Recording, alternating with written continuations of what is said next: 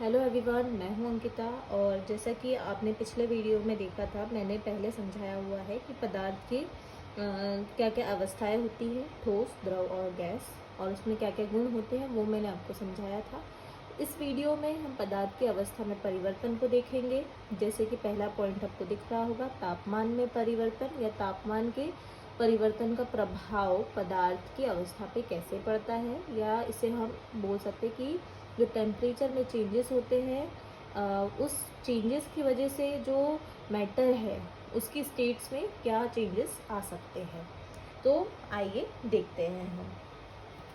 पहले तो मैं आपको एक एग्जांपल के थ्रू समझाना चाहूँगी। ये आपको यहाँ पे डायग्राम दिख रहा है, ठीक है।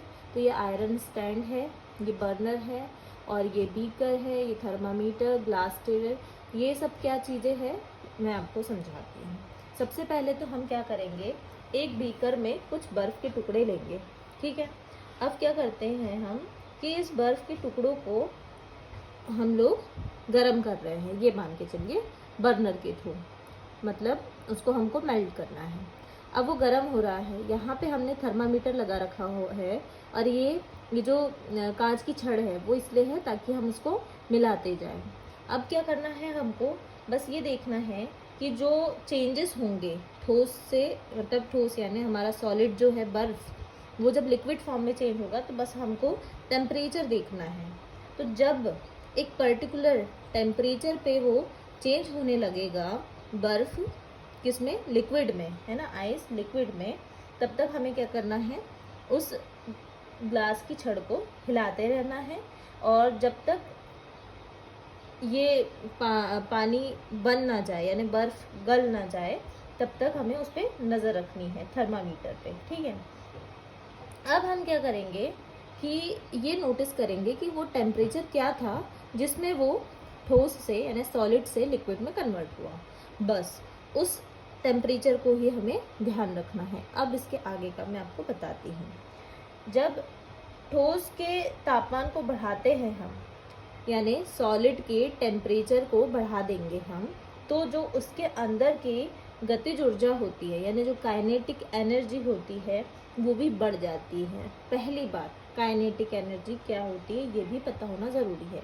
तो काइनेटिक एनर्जी यानी जो मूवमेंट होती है, जो गति होती है, उसके द्वारा जो एनर्जी प्रोड्यूस होती है, ऊर्जा उत्पन्न होती है, उसे ही हम गतिज ऊर्जा कहते हैं। ये साधारण सी भाषा में मैंने आपको समझाया। इसका एक उदाहरण मैं आपको दूंगी। जब हम धनुष बाण चलाते हैं तो हम क्या करते हैं, बाण को पीछे की तरफ खींचते हैं पहले, यानी कुछ हमने एनर्जी दी, और उसके बाद जब हम बाण छोड़ते हैं तो उसमें जो एनर्जी हमने दी थी मूवमेंट के थ्रू, ठीक है, वही मूवमेंट क्या हुआ, काइनेटिक एनर्जी में चेंज हुआ, और वो तीर जाके कहीं और लगा, ठीक है। तो यही होती है गतिज ऊर्जा, काइनेटिक एनर्जी हम जिसको कहते हैं। तो जब हम किसी भी सॉलिड को गर्म करते हैं तो उसके अंदर की जो काइनेटिक एनर्जी है वो बढ़ जाती है, गतिज ऊर्जा बढ़ जाती है, यानी मूवमेंट बढ़ जाता है। तो गतिज ऊर्जा में वृद्धि होने के कारण जो उसके अंदर के पार्टिकल्स हैं छोटे छोटे, वो बहुत ज़्यादा क्या करने लगते हैं, वाइब्रेट करने लगते हैं, ठीक है, कंपन करने लगते हैं। तो जो हमने इसको हीट दी, उसके द्वारा जो ऊर्जा के कण हैं उनके बीच में जो अट्रैक्शन है, वो अट्रैक्शन वो ऊर्जा तोड़ देती है। जो आपस में उनका बॉन्ड होगा, उस बॉन्ड को जो हमने हीट दी है, वो हीट क्या करेगी, उसको तोड़ देगी। और इस कारण ये जो कण होते हैं, जब पार्टिकल्स होते हैं, अपने मतलब पर्टिकुलर जो उनका स्थान होता है उसको छोड़कर क्या होते हैं, रिलीज हो जाते हैं, वो मूवमेंट करने लगते हैं। मान के चलिए बर्फ़ है, ठीक है, बर्फ़ छोटे छोटे पार्टिकल से मिलकर बनी हुई है, और हमने क्या किया, उसको हीट दे दी। अब क्या हुआ, हीट दे दी तो वो हीट क्या करेगी, इनकी जो एकता है उसको तोड़ेगी, ठीक है। वो जैसे ही टूटेंगे वैसे ही वो कण क्या होंगे, आपस में बिखरने लगेंगे और रिलीज हो जाएंगे, छूट मिल जाएगी उनको, ठीक है, स्वतंत्र हो जाएंगे। अब ऐसी अवस्था आती है जब जो ठोस है, ठोस यानी सॉलिड जो है, वो मेल्ट होता है, और मेल्ट होके लिक्विड फॉर्म में कन्वर्ट हो जाता है। तो बस यही था, जब वो लिक्विड फॉर्म में जिस टेम्परेचर पे कन्वर्ट होगा, वही टेम्परेचर क्या कहलाएगा, मेल्टिंग पॉइंट यानी गलनांक। तो ये हमारे पदार्थ की अवस्था परिवर्तन का पहला पॉइंट गलनांक यानी मेल्टिंग पॉइंट। जब ठोस किसी एक निश्चित तापमान पर या टेम्परेचर पे क्या हो जाता है, लिक्विड में कन्वर्ट होता है, उसे हम कहते हैं मेल्टिंग पॉइंट या फिर गलनांक। ठीक है, इतना हो गया। अब एक और चीज़ क्या होती है कि ये जो किसी ठोस का गलनांक होता है यानी मेल्टिंग पॉइंट है, वो आपको ये दिखाएगा कि उन जो पार्टिकल्स है उनके बीच का जो क्या बोलना चाहिए अट्रैक्शन फोर्स था वो कितना ज़्यादा स्ट्रॉन्ग था, उसकी जो कैपेसिटी है वो आपको बताएगा। ठीक है, जितना ज़्यादा गलनांक होगा उतना ज़्यादा उनके बीच में क्या होगी, एकता होगी, उतने ज़्यादा उनमें आकर्षण बल होगा। ठीक है, और जो बर्फ़ होती है आइस, इसका जो गलनांक है वो कितना है, 0 डिग्री है। 0 डिग्री पे ये मेल्ट होने लगता है। तो ये चीज़ है। अब आगे हम देखते हैं। अब क्या हम देख सकते हैं कि जो मैंने क्वथनांक वाला पॉइंट लिखा है वो हम आगे देख सकते हैं। अब किसी ठोस के गलने की प्रक्रिया में तापमान जो है हमेशा समान रहता है, जो टेम्परेचर है वो हमेशा क्या रहेगा, समान रहेगा। इसके पीछे का भी कारण हम देखेंगे। ऐसे में उसमें ऊर्जा कहाँ जाती है। अब मुझे ये बताइए, आप फ्लेम दे ही रहे हैं, एनर्जी तो दे ही रहे हैं, तो तापमान बढ़ क्यों नहीं रहा। हम ये क्यों बोल रहे हैं कि तापमान उतना ही रह रहा है ना, समान रह रहा है, हम बोल रहे हैं। तो वो जो एनर्जी थी, जो हीट एनर्जी थी, वो कहाँ गई। तो जो मेल्टिंग पॉइंट वाला जो हमने प्रोसेस यूज़ की थी, उसके दौरान हमने ये ध्यान दिया था कि जब कोई चीज़ गलनांक पे पहुंच गई तब क्या हुआ कि वो उतना ही टेम्परेचर पकड़ के बैठ गई। ठीक है, तो ये जो एनर्जी है वो गई कहाँ, जो आप इतना बर्नर से एनर्जी दे रहे हैं वो एनर्जी गई कहाँ। तो भैया ये जो एनर्जी है वो किस काम में यूज़ हो रही है, ये तापमान बढ़ाने में यूज़ नहीं हो रही है, ये यूज़ हो रही है एक स्टेट को दूसरे स्टेट में कन्वर्ट करने में। इसका मतलब सॉलिड से उसको लिक्विड बनाने में जो एनर्जी यूज़ हो रही है वो एनर्जी यही है जो ये बचा के रख रहा है। इसे हम क्या बोल सकते हैं, लेटेंट एनर्जी या फिर गुप्त ऊष्मा भी इसे कहते हैं। ठीक है, तो ये जो तापमान एक जैसा था उसका कारण ये है, देखिए सबसे पहले हमने क्या किया, उसको ऊष्मा दी यानी एनर्जी दी। अब एनर्जी दी और जिस पॉइंट पे उसको गलना है उस पॉइंट पे वो गल गया। ठीक है, अब हम एनर्जी दिए जा रहे हैं, टेम्परेचर लेकिन बढ़ नहीं रहा। टेम्परेचर तब तक समान रहेगा जब तक उसका मेल्टिंग पॉइंट नहीं आ जाता।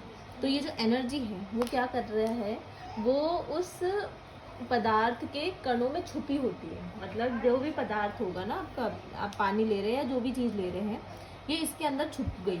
ठीक है, तो इसीलिए इसको गुप्त ऊष्मा बोलते हैं।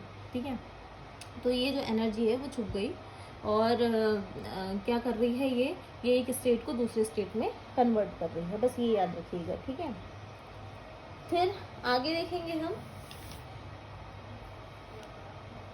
ये जो गुप्त ऊष्मा होती है, ठीक है, इसको हम अगर परिभाषा के रूप में देखे जाए तो ये कैसा है कि वायुमंडलीय दाब पर 1 किलोग्राम ठोस को उसके गलनांक पर द्रव में बदलने के लिए, मतलब वायुमंडलीय जो प्रेशर है, ठीक है, एटमॉस्फेरिक प्रेशर जो है, उसमें 1 केजी यदि हम सॉलिड लेते हैं तो उसको जब तक उसके क्या बोलना चाहिए मेल्टिंग पॉइंट नहीं आ जाता, उसमें बदलने के लिए जितनी हीट एनर्जी की ज़रूरत होती है उसे हम क्या कहते हैं, गुप्त ऊष्मा, प्रसुप्त ऊष्मा कहते हैं। यानी जो बर्फ़ होती है 0 डिग्री सेल्सियस पर क्या बोलना चाहिए कि इसमें जो ऊष्मा है, किसमें, बर्फ़ में, वो कम है एज़ कम्पेयर टू अगर आप पानी को देखोगे, जल के 0 डिग्री को देखोगे तो वो ज़्यादा है। क्यों, क्योंकि वो बर्फ़ से कन्वर्ट हुई है। बर्फ़ से उसने जब हमने उसको एनर्जी दी तो उसके पानी के जो पार्टिकल्स है उसके अंदर वो एनर्जी छुपी हुई है, तो इसलिए ज़्यादा एनर्जी वाटर्स के पार्टिकल में है। ठीक है, ये चीज़ याद रखिएगा। जब हम, अब ये तो हो गई किसकी बात, बर्फ से हमने जल बना दिया यानी सॉलिड से लिक्विड में बदल दिया। अब आते हैं हम, जब हम जल में ऊष्मीय ऊर्जा देते हैं तो कण जो है उसके जो पार्टिकल्स हैं वो अधिक तेजी से गति करते हैं, यानी उनके बीच की जो मूवमेंट है वो बहुत तेज होती है, ठीक है। और एक पर्टिकुलर टेम्परेचर पे पहुंचकर कणों में इतनी ऊर्जा आ जाती है, यानी एक पर्टिकुलर, जैसे गलनांक हुआ था, जैसे मेल्टिंग पॉइंट होता है, वैसे ही इसमें भी एक पर्टिकुलर टेम्परेचर पे पहुंचकर क्या होता है, इसके बीच का जो जो वाटर पार्टिकल्स हैं उनके बीच का जो भी अट्रैक्शन फोर्स है या जो आकर्षण बल है वो क्या हो जाता है, वो टूट जाता है और उसके भी कण क्या हो जाएंगे, रिलीज हो जाएंगे, स्वतंत्र हो जाएंगे। इस तापमान पर द्रव गैस में क्या हो जाता है, बदलने लगता है। और वायुमंडलीय दाब पर तापमान जिस पर द्रव उबलने लगता है उसे हम क्या कहते हैं, क्वथनांक कहते हैं। यानी जैसे कि गलनांक था कि एक निश्चित तापमान पर जब ठोस द्रव में बदलता है उसे हम गलनांक कहते हैं, ऐसे ही एक निश्चित तापमान पर जब द्रव गैस में कन्वर्ट होने वाला होता है उसे हम बॉइलिंग पॉइंट या फिर क्वथनांक कहते हैं, ठीक है। तो ये चीज़ हुई क्वथनांक की, जिसमें हम क्या कर रहे हैं, लिक्विड से गैस में कन्वर्ट कर रहे हैं। तो ऐसे ही वाटर का क्वथनांक कितना होता है, बॉइलिंग पॉइंट होता है 100 डिग्री सेल्सियस, ठीक है। अब हम क्या देखते हैं, क्या आप ये बता सकते हैं कि जो ठोस होता है उसको हम द्रव में बदल सकते हैं, तो क्या द्रव को हम ठोस में बदल सकते हैं, बिल्कुल। जैसे हम हीट देते हैं ठोस को, तो ठोस को हीट मिलने पे वो किस में बदल जाता है, द्रव में। ऐसे ही यदि हम द्रव को ठंडा करेंगे यानी शीतलता देंगे तो वो किस में बदल जाएगी, ठोस में। इसका एग्जाम्पल क्या है कि जो बर्फ है उसको हम गर्म करेंगे तो पानी में कन्वर्ट होगी, और पानी को जब हम फ्रीजर में रखते हैं तो वो बर्फ में कन्वर्ट हो जाती है। ऐसे ही द्रव से जब हम गैस बनाते हैं तो द्रव यानी पानी को जब हम गर्म करते हैं तो भाप में बदल जाता है, ऐसे ही भाप को यदि हम ठंडा करते हैं तो वो द्रव में बदल जाता है। तो ये सारी चीज़ें थी। अब एक और इसमें फॉर्म होता है कि कोई ठोस जो है वो ठोस किस में बदल जाता है, वो सीधे सीधे वाष्प में बदल जाता है। तो वाष्प में बदलता है तो इसे क्या कहते हैं, ऊर्ध्वपातन। इसका उदाहरण आपको पता होगा, जो कपूर होता है, वो कपूर क्या होता है, वो सीधे सीधे ठोस से गैस में बदल जाता है। तो इस प्रक्रिया को हम क्या कहते हैं, इस प्रक्रिया को हम कहते हैं ऊर्ध्वपातन की प्रक्रिया, जिसमें कोई ठोस सीधे सीधे किस में बदल रहा है, गैस में बदल रहा है। इस प्रोसेस को हम सब्लिमेशन भी कहते हैं, ठीक है। तो ये था। इसके आगे हम तापमान परिवर्तन और अब देखेंगे दाब में जब हम यानी प्रेशर में जब हम चेंजेस लाएंगे तो उसका इफेक्ट क्या पड़ता है। अब हम दाब परिवर्तन के जो इफेक्ट होते हैं उनके बारे में देखेंगे। तो देखिए आपको मैंने पहले बताया था कि तापमान में परिवर्तन करते हैं तो किसी भी पदार्थ की अवस्था में कैसे परिवर्तन आता है, ठीक है, उसका हमने प्रभाव देखा हुआ था। लेकिन यही चीज़ हम अगर दाब में परिवर्तन करके देखें तो क्या इसके इफ़ेक्ट होंगे। देखिए पहली बात कि प्रेशर किसी भी चीज़ पे दोगे तो कुछ ना कुछ परिवर्तन तो आएगा, ये आप अपने कॉमन सेंस से समझ सकते हैं। दूसरी चीज़ कि आपको मैंने एक चीज़ बताई थी, जब हमने तापमान में परिवर्तन और पदार्थ की अवस्थाएं पढ़ी थी, तब हमने ये देखा था कि जो ठोस होते हैं उनके कण बहुत नज़दीक होते हैं, उनके जो पार्टिकल्स होते हैं वो एक दूसरे से बहुत सटे होते हैं। ऐसे ही द्रव में था, थोड़े दूर थे, और गैस में कुछ ज़्यादा दूर थे। इसका मतलब ये जो पार्टिकल्स है ना, इन पार्टिकल्स पे ही सारा ये सब डिपेंड करता है। जैसे जैसे आप प्रेशर दोगे, जो ठोस है उस पर तो ऑलरेडी पार्टिकल चिपके हुए हैं बहुत ज़्यादा, ठीक है, तो उसका तो नहीं बोल सकते। लेकिन जो द्रव और गैस है उससे आप आसानी से समझ सकते हो कि द्रव में जो पार्टिकल्स है वो थोड़े दूर दूर है, तो जब आप उस पर प्रेशर दोगे, दाब दोगे, तो ज़रूर उस पर कुछ ना कुछ इफ़ेक्ट होगा। कैसा इफ़ेक्ट होगा, वो जो पार्टिकल्स दूर दूर है जब आप प्रेशर दोगे तो वो एक दूसरे के बहुत ज़्यादा नज़दीक आ जाएंगे, ठीक है। जैसे कि जो द्रव होता है उसको आप ज़्यादा प्रेशर दोगे, ठीक है, दबाव दोगे, तो उस पर कुछ ना कुछ इफेक्ट पड़ेगा, उसके कारण आपस में चिपकेंगे। ऐसे ही गैस में भी होता है, जैसे ही आप उस पर प्रेशर दोगे वैसे ही उसके पार्टिकल्स आपस में क्या होंगे, जुड़ने लगेंगे, ठीक है। अब इसका कुछ उदाहरण मैं आपको बता सकती हूँ। जैसे फॉर एग्ज़ाम्पल आप आपने कार्बन डाइऑक्साइड के बारे में सुना होगा। कार्बन डाइऑक्साइड एक ऐसी गैस है जिसको हम बहुत ज़्यादा हाई प्रेशर से क्या कर सकते हैं, इसको ठोस में बदल सकते हैं। और जैसे ही आप उस प्रेशर को रिलीज़ कर दोगे, एकदम उसका प्रेशर कम कर दोगे, तो वो सीधे ठोस से गैस में कन्वर्ट हो जाती है। इसीलिए जो कार्बन डाइऑक्साइड है उसको, ठोस कार्बन डाइऑक्साइड जो है उसको ड्राई आइस या शुष्क बर्फ भी कहते हैं। एक बार मैं फिर से रिपीट करती हूँ। जब हम देखेंगे कि जो पार्टिकल्स होते हैं उनके बीच की दूरी में क्या होगा, अंतर होता है, ठीक है। तो इन्हीं अंतर के कारण इनकी जो स्टेट्स है, मेरे जो अवस्था है, उसमें भी डिफरेंस होता है। अब किसी सिलेंडर में भरी गैस पर जब हम प्रेशर लगाएंगे तो क्या होगा, जो कंप्रेशन है वो होगा, ठीक है। प्रेशर लगाएंगे तो कंप्रेशन होगा, यानी दबाव होगा, उस पर दबेगी वो चीज़, संपीड़ितता आएगी उसमें, ठीक है। तो इनके बीच की दूरी क्या हो जाएगी, कम हो जाएगी। ऐसे ही यदि हम दाब बढ़ाएंगे, उस पदार्थ के कणों को समीप लाएंगे यानी पास में लाएंगे, तो उसका रिजल्ट हमें क्या देखने को मिलेगा कि उस पदार्थ की अवस्था चेंज हो जाएगी, ठीक है। तो दाब के बढ़ने और तापमान के घटने से जो गैस है वो किस में बदल जाती है, द्रव में बदल जाती है। एक बार फिर से सुनिएगा, दाब के बढ़ने से यानी प्रेशर आप बढ़ा रहे हैं और जो टेम्परेचर है उसको हम कम कर रहे हैं, क्योंकि टेम्परेचर जब हम ज़्यादा करते हैं, जैसे जब हम पानी को मतलब पानी जब रखते हैं गैस पे तो टेम्परेचर बढ़ता है तो वो गैस में बदलती है ना, तो हमें गैस में क्या करना पड़ेगा, उल्टा करना पड़ेगा। तो हमें गैस में क्या कर रहे हैं, हम टेम्परेचर को कम कर रहे हैं, प्रेशर को बढ़ा रहे हैं। तो ये गैस किस में बदल रही है, तो गैस बदलेगी द्रव में। क्या आपने इसके बारे में सुना है, ठोस CO2 के बारे में? तो ठोस CO2 जो मैंने अभी बताया ना कि ये जो कार्बन डाइऑक्साइड होती है, सॉलिड कार्बन डाइऑक्साइड, ये उसी के बारे में बात हो रही है।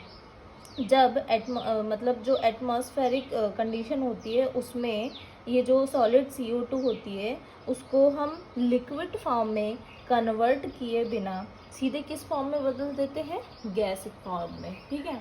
तो गैस में बदल जाती है ये CO2, डायरेक्टली लिक्विड से गैस में बदल जाती है। आपने देखा होगा जब भी हम किसी गैस को तापमान कम करते हैं, मान लीजिए आप मैं एग्जांपल दूंगी, जो जल वाष्प होती है या फिर भाप होती है, जब हम पानी गर्म करते हैं या फिर कुछ भी ऐसा खाना बनाते हैं तो हम उस पर कुछ भी ढक्कन रखते हैं तो उसके ऊपर गैस जम जाती है, ठीक है। और फिर धीरे धीरे जैसे ही हम गैस को कम करते हैं वो क्या होगा, वो जल वाष्प ऊपर जम जाएगी, ठीक है। तो क्या होगा, वो भाप से पानी में कन्वर्ट हो गई। तो ऐसे ही CO2 ने भी लिक्विड फॉर्म में कन्वर्ट होना चाहिए, लेकिन वो लिक्विड में ना होके सीधे सीधे किस में हो जाती है, गैस में परिवर्तित हो जाती है। लेकिन ये ठोस CO2 की बात कर रहे हैं हम, ना कि गैस वाली, ठीक है। द्रव अवस्था से डायरेक्टली वो किस में जाएगी, वो द्रव अवस्था में चेंज ना होके सीधे गैस अवस्था में चली जाएगी, ठीक है। तो आगे हम देखते हैं कि ये जो मैंने डायग्राम बनाया है इसको समझते हैं। अब यहाँ पे आपको दिख रहा है ये द्रव यानी कि लिक्विड। अब लिक्विड है, यहाँ पे सॉलिड है, यहाँ गैस है। तो हम पहले ठोस यानी सॉलिड से समझते हैं। सॉलिड को जब हम द्रव में बदलते हैं, यानी जैसे एग्जांपल आप बर्फ़ का ही लीजिएगा तो आपको ज़्यादा आसानी होगी समझने में। जब ठोस बर्फ़ हम लेंगे, मतलब बर्फ़ को ही हम सॉलिड के फॉर्म में ले रहे हैं, तो हम उसको जब किस में बदलते हैं, लिक्विड में बदलते हैं, तो उस प्रोसेस को हम क्या कहते हैं, फ्यूज़न कहते हैं या फिर संगलन, गलना, ठीक है। जैसे ही ठोस को हम टेम्परेचर देंगे तो वो क्या होगी, लिक्विड फॉर्म में कन्वर्ट होगी। अब इसी लिक्विड को जब हमें ठोस में बदलना है तो उस प्रोसेस को हम कहेंगे जमना या फिर सॉलिडिफिकेशन। जब हम पानी को बर्फ़ बनाने के लिए रखते हैं तो हम यही कहते हैं ना कि बर्फ़ को जमाने रखा है, तो इसे हम क्या कहते हैं, सॉलिडिफिकेशन कहते हैं। अब यही प्रोसेस यानी एक स्टेट से दूसरे स्टेट में बदल रहे हैं हम, तो द्रव को हम गैस में बदल रहे हैं। तो द्रव जब गैस में बदलता है तो इस प्रोसेस को हम कहते हैं वाष्पीकरण यानी वेपोराइजेशन, ठीक है। द्रव क्वथनांक से पहले यानी कि बॉइलिंग पॉइंट से पहले जब लिक्विड गैस फॉर्म में जाता है तो उसे वाष्पीकरण कहते हैं। तो द्रव से गैस में बदलना वाष्पीकरण कहलाता है, और गैस को हमें द्रव में फिर से बदलना हो तो हम क्या करेंगे, संघनन। ठीक है, संघनन कहलाता है ये प्रोसेस, जिसे हम कंडेंसेशन कहते हैं। गैस किस में बदलेगी, द्रव में बदलेगी। ठीक है, गैस द्रव में कैसे बदलती है, जैसे जब हम हाई प्रेशर में करते हैं। ठीक है, हाई प्रेशर में जब कोई गैस को हम, लिक्विड पेट्रोलियम गैस का एग्जांपल हम ले सकते हैं, जब हम हाई प्रेशर में रखेंगे उसको, तो वो क्या होगा, उसके जो पार्टिकल्स हैं वो आपस में चिपकेंगे और उसके बाद वो गैस से लिक्विड फॉर्म में कन्वर्ट हो जाएगा। ऐसे ही गैस को हम डायरेक्ट किस में बदल सकते हैं, ठोस में बदल सकते हैं, और ठोस को गैस में। ठोस को गैस में मैंने आपको कपूर का एग्जांपल दिया था, जो कि सॉलिड फॉर्म में होता है और गैस फॉर्म में आ जाता है। तो इस प्रोसेस को ऊर्ध्वपातन या फिर सब्लिमेशन कहते हैं। और जैसे ही गैस है उसको हम ठोस में बदलेंगे डायरेक्ट, तो उस प्रोसेस को निक्षेपण या डिपोजिशन कहते हैं। तो ये था इतना। अब हम वाष्पीकरण को विस्तृत रूप से पढ़ेंगे। देखते हैं वाष्पीकरण को। पदार्थ की अवस्था बदलने के लिए हमें सदैव उसे ऊष्मा देना होता है ना। हम लोग जब भी जितने भी हमने एग्जांपल्स दिए उसमें हम क्या कर रहे हैं, हीट प्रोड्यूस कर रहे हैं, उनको हीट दे रहे हैं। ठीक है, लेकिन क्या ये ज़रूरी है क्या कि आप डेली लाइफ में भी ऐसा ही करो? नहीं, बिल्कुल नहीं। जब आप पानी को खुला छोड़ देते हो, धूप में रख देते हो या कहीं और रख देते हो, तो कुछ टाइम बाद वो पानी उतना ही नहीं होता, वो धीरे धीरे कम होते जाता है। क्या आप 1-2 महीने तक किसी पानी को रखेंगे तो क्या वो आपको उसी अवस्था में मिलेगा? क्या नहीं मिलेगा, आपको वो पानी की क्वांटिटी कम नज़र आएगी। ठीक है, तो ये किस में परिवर्तित हो जाता है, पानी धीरे धीरे वाष्प में परिवर्तित हो जाता है। तो ये कैसे होता है, तो इसके पीछे का कारण क्या होता है ये हम देखते हैं। जब एक निश्चित तापमान पर, यानी कि एक पर्टिकुलर टेम्परेचर पर जो गैस होती है और जो ठोस होते हैं और जो लिक्विड होते हैं, इसके अंदर क्या होता है, इनके जो पार्टिकल्स होते हैं उसमें अलग अलग मात्रा में क्या होती है, काइनेटिक एनर्जी होती है। यानी इनके जो पार्टिकल्स है उनमें थोड़ी बहुत मूवमेंट तो होती है, हमेशा होती है एक पर्टिकुलर टेम्परेचर पर। ठीक है, अब क्या होता है कि जो लिक्विड होता है उनके सरफेस पे क्या होता है, जितने भी पार्टिकल्स होते हैं उनमें कुछ मात्रा में इतनी काइनेटिक एनर्जी या फिर गतिज ऊर्जा होती है कि वो जो एक दूसरे के कण है उसमें जो क्या बोलना चाहिए, अट्रैक्शन है ना, आकर्षण है, जो उनमें एकता है समझ लो, उससे मुक्त होने की उनमें ताकत रहती है कहीं ना कहीं। अगर आप सरफेस पे मतलब एक प्लेट में पानी लेके रखोगे तो जो सरफेस है उसके जो पार्टिकल है उनकी बात चल रही है कि उसमें इतनी काइनेटिक एनर्जी है कि वो आपस का जो बॉन्ड है उसको तोड़ सकते हैं, उससे रिलीज होना चाहते हैं। ठीक है, अब आगे क्या देखेंगे कि जब क्वथनांक से कम तापमान पर, क्वथनांक मतलब बॉइलिंग पॉइंट से कम टेम्परेचर पर द्रव के वाष्प में परिवर्तित होने की इस प्रोसेस को, द्रव के वाष्प में परिवर्तित होने की, द्रव यानी लिक्विड के गैस में परिवर्तित होने की जो प्रोसेस है उसको हम क्या कहेंगे, वाष्पीकरण। यानी कि बॉईल करने की ज़रूरत नहीं है पानी को, बॉइलिंग पॉइंट से पहले ही भाप निकलना चालू हो जाएगी, उसे हम क्या कहेंगे, वाष्पीकरण या वेपोराइजेशन कहेंगे। ठीक है, अब पॉइंट्स क्या देखेंगे हम, जो वाष्पीकरण है यानी वेपोराइजेशन है उसको इफ़ेक्ट करने वाले कौन से फैक्टर्स होते हैं, यानी प्रभावित करने वाले कौन से कारक होते हैं। तो सबसे बड़ा पहला कारण तो होता है सतह। सतह मतलब सरफेस। अब जब सरफेस का एरिया आप बढ़ाएंगे, आप खुद ही एक एग्जांपल सोचिए, जैसे ही आप ग्लास या फिर उसके स्थान पे कोई छोटी कटोरी और उसके बाद एक बड़ी कटोरी या एक प्लेट में पानी लेंगे तो सरफेस एरिया में बदलाव होगा दोनों में। ठीक है, तो इसमें क्या होगा कि आपको दिखेगा कि जो एरिया बड़ा है ना उसमें वाष्पीकरण की दर ज़्यादा होगी, यानी वेपोराइजेशन उसमें बहुत तेज़ी से होगा। तो एक कारण ये बोल सकते हैं कि जो सतह है वो सतह इफ़ेक्ट करती है वेपोराइजेशन को। दूसरा इसमें कारण दिया है तापमान। तापमान यानी टेम्परेचर। आप खुद ही लॉजिक लगाइए कि जैसे ही टेम्परेचर बढ़ता है वेपोराइजेशन की स्पीड कितनी होती है, ज़्यादा होती है ना। पानी का जो वाष्पीकरण है वो बहुत ज़्यादा होता है। तो एक तो ये कारण हो गया। दूसरा, आर्द्रता में कमी। आर्द्रता में कमी मतलब जैसे ही डिक्रीज़ होगा ना, ह्यूमिडिटी जैसे ही डिक्रीज़ होगी, कम होने लगेगी, वैसे वैसे क्या होगा कि जो वाष्पीकरण है, जो वेपराइजेशन की प्रोसेस है, वो बहुत जल्दी होगी। अब ह्यूमिडिटी में कमी का मतलब ये होता है, ह्यूमिडिटी पहले तो आपको पता होना चाहिए, जो हमारे वातावरण में जो वाटर वेपर्स होते हैं ना उपस्थित, उसी को हम क्या बोलते हैं, आर्द्रता बोलते हैं। तो इसकी उपस्थिति को हम क्या बोलेंगे, ह्यूमिडिटी बोलेंगे। तो जैसे जब बारिश होती है, तो बारिश में आपने देखा होगा कि जो हमारे कपड़े हैं वो जल्दी नहीं सूखते। क्यों? क्योंकि जो वाटर वेपर्स होते हैं वो उपस्थित होते हैं वातावरण में, और जो टेम्परेचर उसको मिलना चाहिए कपड़ों को, वो पर्टिकुलर टेम्परेचर नहीं मिल पाता। तो इस वजह से क्या होता है कि वाष्पीकरण नहीं होता और कपड़े नहीं सूखते।